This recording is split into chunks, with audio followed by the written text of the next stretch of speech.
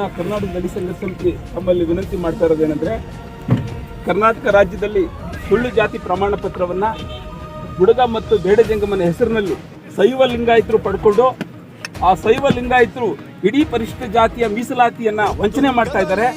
ಈ ವಂಚನೆ ಮಾಡ್ತಕ್ಕಂಥ ಎಲ್ಲರ ಮೇಲೂ ಕಠಿಣ ಕ್ರಮ ಕೈಗೊಳ್ಳಬೇಕು. ಹಾಗೆಯೇ ಪರಿಶಿಷ್ಟ ಜಾತಿ ಜನಸಂಖ್ಯೆಗನುಗುಣವಾಗಿ ನಮ್ಮ ನ್ಯಾಯಮೂರ್ತಿ ನಾಗಮೋಹನ್ ದಾಸ್ ಕೊಟ್ಟಿರ್ತಕ್ಕಂಥ ವರದಿ ಅತ್ಯಂತ ವೈಜ್ಞಾನಿಕವಾಗಿದ್ದು, ಈ ವರದಿಯನ್ನ ಜಾರಿ ಮಾಡೋದ್ರ ಮೂಲಕ ಪರಿಶಿಷ್ಟ ಜಾತಿ SC/ST ಗಳ ಮೀಸಲಾತಿಯನ್ನ ಹೆಚ್ಚಳಕ್ಕೆ ತಾವು ಕ್ರಮ ವಹಿಸಬೇಕು. ಹಾಗೆಯೇ ಎಜ ಸದಾಶಿವ ಆಯೋಗ ವರದಿ ಅತ್ಯಂತ ವೈಜ್ಞಾನಿಕವಾಗಿದ್ದು, ಇದು ಬೇರೆಯವರ ತಟ್ಟೆಯಲ್ಲಿರ್ತಕ್ಕಂಥ ಅನ್ನವನ್ನ ದೋಚತಕ್ಕಂಥ ಒಂದು ಕುತಂತ್ರ ಏನಿತ್ತು ಅದಕ್ಕೆ ಅದು ಕಡಿವಾಣ ಆಗ್ತಕ್ಕಂಥ ಆಯೋಗ ಆಗಿರೋದ್ರಿಂದ, ವರದಿ ಆಗಿರೋದ್ರಿಂದ ಮಾನ್ಯ ಮುಖ್ಯಮಂತ್ರಿಗಳು ಇದನ್ನ ಬಹಳ ಸಹಾನುಭೂತಿಯಿಂದ ಪರಿಗಣಿಸಿ ಜಾರಿ ಮಾಡಬೇಕು. ಧರ್ಮದ ಬಗ್ಗೆ, ಜಾತಿ ಬಗ್ಗೆ, ಅಧರ್ಮದ ಬಗ್ಗೆ, ಸತ್ಯದ ಬಗ್ಗೆ, ಸುಳ್ಳಿನ ಬಗ್ಗೆ, ಸತ್ಯದ ಬಗ್ಗೆ ಮತ ಚಲಾಯಿಸಬೇಕು. ಈ ದೇಶದಲ್ಲಿ ಇವತ್ತು ನಡೀತಿರುವ ಅನ್ಯಾಯಗಳಿರ್ಬೋದು, ಬೆಲೆ ಏರಿಕೆ ಇರ್ಬೋದು, 2 ಕೋಟಿ ಉದ್ಯೋಗ ಇರ್ಬೋದು, ಇವೆಲ್ಲವನ್ನು ಸುಳ್ಳಿನ ಕಂತಿನಲ್ಲಿ ಹೇಳಿ ಜನರ ಮನಸ್ಸು ಹಚ್ಚಿ ಇವತ್ತು ಮತ ಚಲಾಯಿಸುವಂಥ ಕೆಲಸ ದೇಶದಲ್ಲಿ ಧರ್ಮದ ಮತ್ತೆ, ದೇಶದ ಮತ್ತೆ, ಜಾತಿ ಬಗ್ಗೆ ಕೂಡ ಮತ ಚಲಾವಣೆ ಮಾಡಿ ಅಂತಂದು ಕೇಳಿರೋದು ನಿಜವಾಗಲೂ ಅಚ್ಚನ್ನ ಅಪರಾಧ. ಅದು ಈ ದೇಶದ ಪ್ರಜಾಪ್ರಭುತ್ವದಲ್ಲಿ ಎಲ್ಲರೂ ಕೂಡ ಮತದಾನ ಮಾಡಬೇಕು.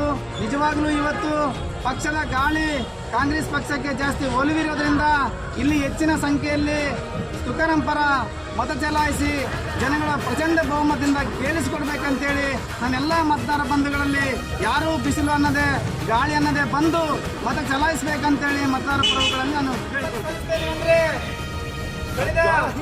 ಕಳೆದ ತಿಂಗಳಲ್ಲಿ ಕರ್ನಾಟಕ ಪ್ರಭಾಕರ್ ಎಂಬುದು ಒಂದು ನೀಚ ಮನುಷ್ಯ, ಒಂದು ಮುಸ್ಲಿಂ ಹೆಣ್ಣುಮಕ್ಕಳ ಬಗ್ಗೆ ಒಂದು ಅವಹೇಳನಕಾರಿ ಹೇಳಿಕೆ ಮುಸ್ಲಿಂ ಹೆಣ್ಣುಮಕ್ಕಳಿಗೆ ಸುಮಾರು ಅಂತ ಒಂದು ಹೇಳಿಕೆ ನೀಡಿದ್ರು. ಅಂದ್ರೆ ರಾಜ್ಯದಲ್ಲಿ, ಈ ದೇಶದಲ್ಲಿ ಕರ್ನಾಟಕ ಪ್ರಭಾಕರ್ ಹೇಳಕ್ಕೆ ಇಷ್ಟಪಡ್ತೀನಿ.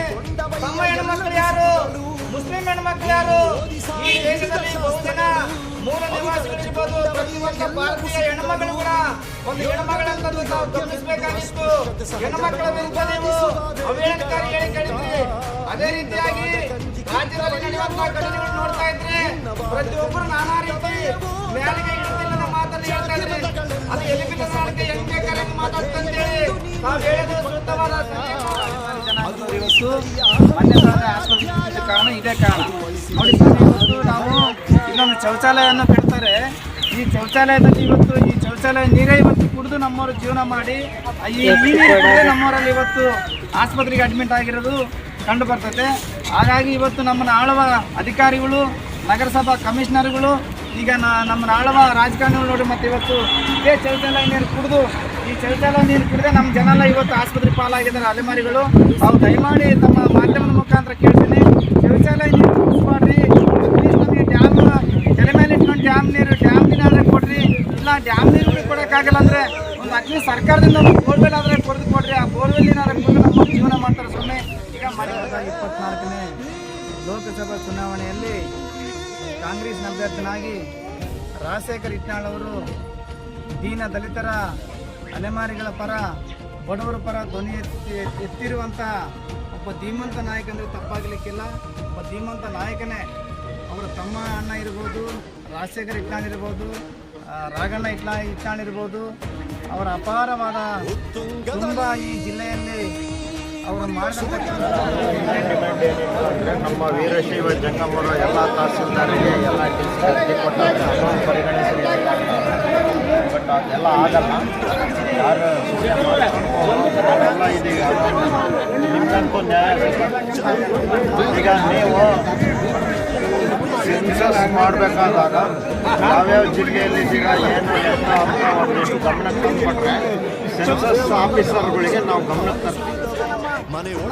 ನಮ್ಮ ಮಕ್ಕಳನ್ನು ಮದುವೆ ಆಗಿರಲಿಲ್ಲ, ನಮ್ಮ ಮಕ್ಕಳನ್ನು ಮಾಡಿರಲಿಲ್ಲ, ನೀವೇನೋ ನಮ್ಮ ಸಂಬಂಧವನ್ನು ಬೆಳೆಸಲಿಲ್ಲ, ಎಂದೂ ನೀವು ನಮ್ಮ ಸಂಬಂಧವನ್ನು ಬೆಳೆಸಲಿಲ್ಲ. ಸ್ವಾಮಿಗಳೇ, ನಿಮಗೆ ಸಾವಿರಾರು ಮಠಗಳಿದ್ದು, ನಮ್ಮದು ಕೇದಾರನಾಥ್ ಇರ್ಬೋದು, ಬಾಳೆಹೊನ್ನೂರು ಮಠ ಇರ್ಬೋದು, ಉಜಿನಗಿರಿ ಇರ್ಬೋದು, ಶ್ರೀಶೈಲ, ಕಾಶಿ, ರಂಭಾಪುರಿ ಮಠಗಳಿರುವಂಥ ಸ್ವಾಮಿಗಳು ನೀವು ನಿಮ್ಮ ಪಾದ ಪೂಜೆ ಮಾಡ್ತೀವಿ ನಾವು ರಾಜ್ಯದಲ್ಲಿ. ಅಂತಹ ಸ್ವಾಮಿಗಳು ನೀವು ಕೆಳಮಟ್ಟಕ್ಕೆ ಇಳಿದು ನಮ್ಮ ಜಾತಿ ಮಾತ್ರ ಮೀಸಲಾತಿಗೋಸ್ಕರ ನೀವು ಬಂದು ಆ ಫ್ರೀಡಂ ಪಾರ್ಕ್ನಲ್ಲಿ ನೀವು ಹಲವಾರು ದಿನಗಳಿಂದ ನೀವು ಅಲ್ಲೊಂದು ಸತ್ಯಾಗ್ರಹವನ್ನು ಮಾಡುತ್ತಾ ಅಧಿಕಾರಿಗಳಿಗೆ ನೀವು ದಾರಿ ತಪ್ಪಿಸೋ ಕೆಲಸ ಮಾಡ್ತೀವಿ. ಬೆಂಕಿ ಹಚ್ಚಿದ್ದು ನೋಡ್ತೀವಿ, ಊರಿಂದ ಊರಿಗೆ ಈ ಊರಿಗೆ ಬಡಿತಾರಂದ್ರೆ ಇನ್ನೊಂದು ಕಿತ್ಕೊಂಡೋಗಿದ್ದು ನೋಡ್ತೀವಿ. ಇದೆಲ್ಲವನ್ನು ಸಹಿಸ್ಕೊಂಡು ನಾವು ಬರ್ತಾ ಇದ್ದೀವಿ ಹಲವಾರು ವರ್ಷಗಳಿಂದ.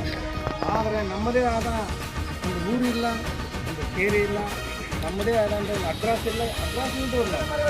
ಕಡ್ದಾರಂತೇಳಿ ಅಲೆಮಾರಿಗಳ ಮೇಲೆ ಹಾಕಿ ಯಾರು ಕಡ್ದಂತ ನಿಜವಾದ ಕಡ್ದಂತ ಕಳ್ಳರನ್ನ ಹಿಡಿದಾರ್ದಾನೆ ಅಲೆಮಾರಿಗಳ ಮೇಲೆ ಧ್ವನಿಯಿಂದವ್ರ ಮೇಲೆ ಹಾಕಿದ್ರೆ ಅದು ಕೇಸ್ ಏನೋ ಒಂದಾಗುತ್ತೆ ಅಂತೇಳಿ ಅಲೆಮಾರಿಗಳ ಮೇಲೆ ನಡೀತಾ ಇದೆ. ಅದೇ ರೀತಿ ನಮ್ಮ ದಲಿತ ಬಂಧುಗಳು ಕೂಡ ನಾನಾ ರೀತಿಯಲ್ಲಿ ಇಂಥ ಮೀಡಿಯಾ ಇಂಥ ಪರಿಜ್ಞಾನ ಹೊಂದಿದಂಥ ದೇಶದಲ್ಲಿ ಇವತ್ತಿಗೂ ಕೂಡ ನಮ್ಮನ್ನ ಗುಡಿಗಳಲ್ಲಿ ಗುಡಿ ಗುಂಡಾರಗಳಲ್ಲಿ ನೀರು ಕೂಡ ಇವತ್ತು ಕೂಡ ಓಟ್ಲುಗಳಲ್ಲಿ ನಮ್ಮ ಕಡೆಗೆ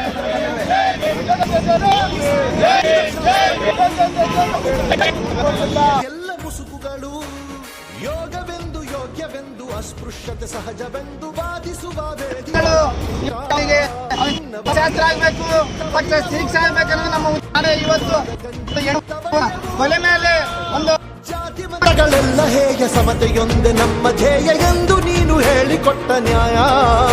ಅದು ಅಳಿಸಿತ ಈ ಅಹಮಿನ ಹಳೆ ಅಧ್ಯಾಯ, ಅದು ಅಳಿಸಿತ ಈ ಅಹಮಿನ ಹಳೆ ಅಧ್ಯಾಯ.